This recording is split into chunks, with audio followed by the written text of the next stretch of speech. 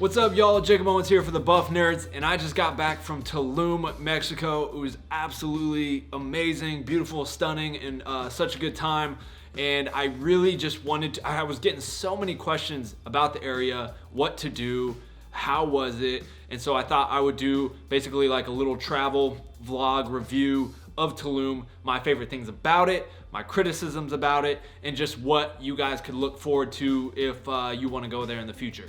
So let's get into it. Absolutely loved it, had a great time, went down there for my birthday, and I did make a travel film about the place. I'll link that in the description below so you can go watch the travel film I made from it. You can watch it 4K. Brought my red down there, and it was a whole ordeal with customs, so I don't recommend trying to bring a red down into Mexico because it gave me a little trouble.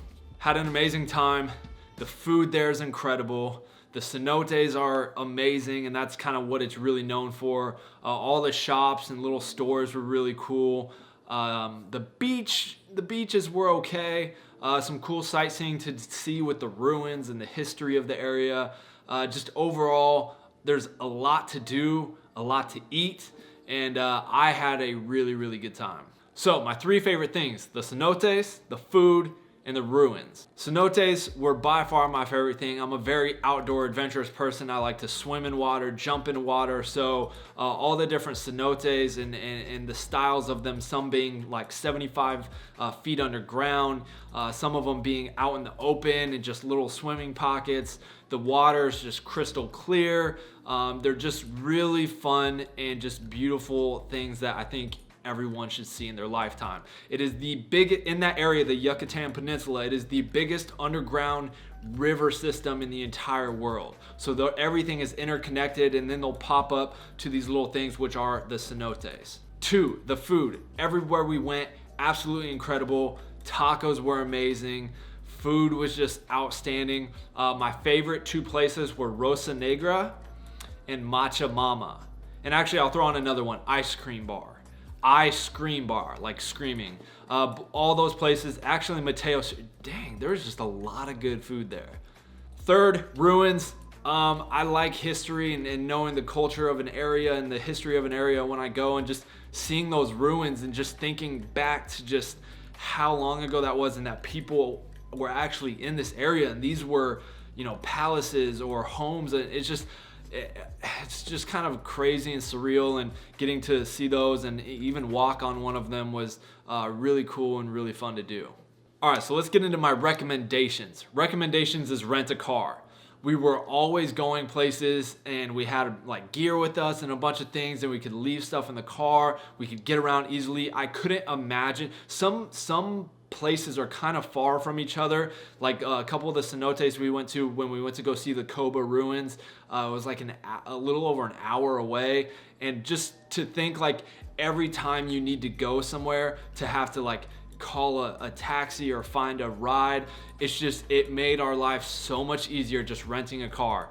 And we rented a car for 5 days for like $350 from Alamo. So renting a car, in my opinion, is by far the best thing you can do while you're down there. The other thing we did is we booked an Airbnb just outside like the main street of Tulum. So there's the city Tulum, and then you kind of go down this road where the long street where all the shops, boutique, bars, shops, restaurants, hotels, and everything are. But we stayed off of that street in an Airbnb. It was a lot more quiet, safe, personal. I had a good time with that, but I can also see being closer to the action and being in a resort there would be cool, but they are very, very expensive. That area is very boutique-ish. It's popular. So by staying off of that kind of strip and staying in an Airbnb, you're gonna save a ton of money. All right, so let's get into the cenotes. I think I went to like 6 or 7 of them. I'm just gonna get into my 4 favorite and the 4 that I recommend you guys go see, or 5. We might do 5. Number 1, Dos Ojos. This water is absolutely crystal clear.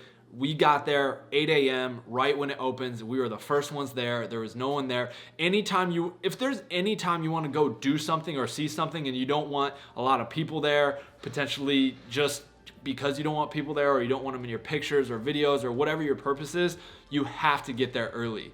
We were there right at 8 when the park opened, and we got in there. We're the only ones there, and then within the hour, probably an hour later, it was just packed full of people.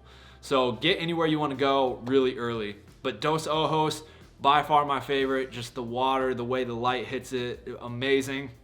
And then within that same park at Dos Ojos, there's 2 other cenotes. One called Jaguar, and the other is Nichte-Ha. I don't know if I'm saying that right, but you can buy at the ticket counter tickets for all 3. I recommend doing all 3 because not only was Dos Ojos amazing, and there's 2 watering holes, cenotes there that you can go see. Then just down the street as you're headed back, there's another one, Nichte-Ha, and this is more of a plant-based one. There's a lot of lily pads and a little sea cave, and it's a really cool, more nature-esque one. Very fun, very cool, a little more shallow.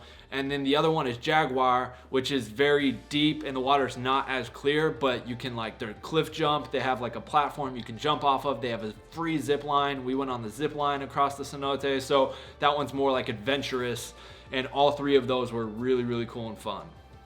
After that, my next favorite was Calavera. That's this one where there's the hole in the ground. There's a sign that says jump here, and you jump through the hole in the ground. There's a little rope that you can hang on for a cool picture.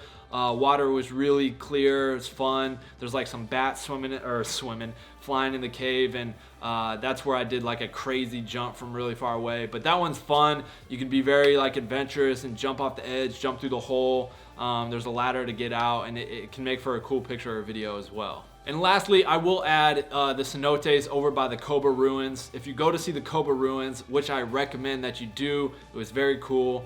I would also recommend, there's 3 cenotes right over in that area. If you just Google it, I don't remember the names offhand, I'm sorry about that. But if you just Google the Coba cenotes, they should pop up. But all of them are deep underground, so you take this staircase to get down. And so it's really dark in those, but they are really cool swimming holes because you're 75 feet underground, basically swimming in this natural pool, and it's pretty amazing.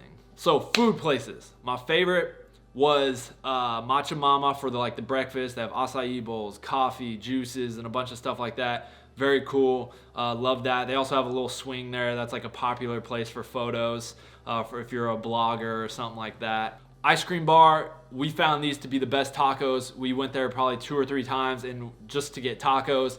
Absolutely loved it.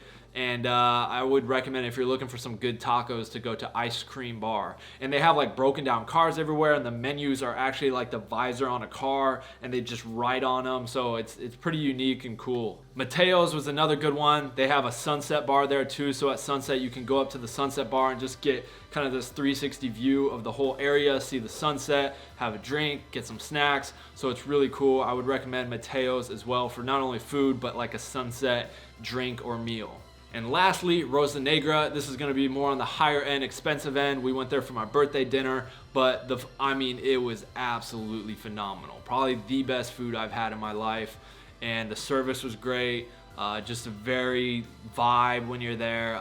Really liked it, so Rosa Negra. All right, so I've talked about all the good things. Let's talk about the bad things, or the disappointments. The disappointments for me were the traffic. The traffic was horrendous. There's kind of just this one main street, and it just gets so backed up with mopeds, bikes, trucks, cars, and it just can take a long time to just navigate and get to where you're going. Just so much traffic, and that was kind of disappointing. Next would be the beaches. Although they have cool beaches along the hotel and stuff, they're not, I've been spoiled with Exuma and Hawaii, where you just have these big, massive, pristine beaches, pristine water, and I was disappointed though. The water was full of seaweed. The seaweed was stacked up onto the bank. It wasn't clear. You couldn't really enjoy yourself in the water because there was just seaweed all in it, and it felt weird as you're walking and swimming through. So it's more of a hangout on the beach and drink. That there were a lot of topless people, so I guess the beaches are topless. But it's more of a beach party vibe than it is hey, let's actually go swim and enjoy the water. So that's kind of my breakdown of Tulum. I had an absolute blast. I would recommend going there. I would go back. There are still things that I didn't get to do that I would like to do, and so I definitely give it 5 out of 5. And you guys should check it out. check out the travel film as well. Again, I'll link it in the description below. But overall, awesome birthday trip, amazing place. It lived up to the hype. Other than the beaches, I thought the beaches were going to be nicer, but it was still an awesome thing and awesome adventure, and I had a really, really good time with my girlfriend and my homie Travis. So definitely recommend it to y'all. If you have any questions about anything I talked about or anything that I might have left out, hopefully I kind of touched on everything I wanted to. But yeah, if you have any questions, comments below, ask away. I'll be sure to answer them. I appreciate you guys for watching. Make sure to go watch that travel film. Go watch it. And yeah, that's all I have for you guys today. I'm Jaguar for the Buff Nerds.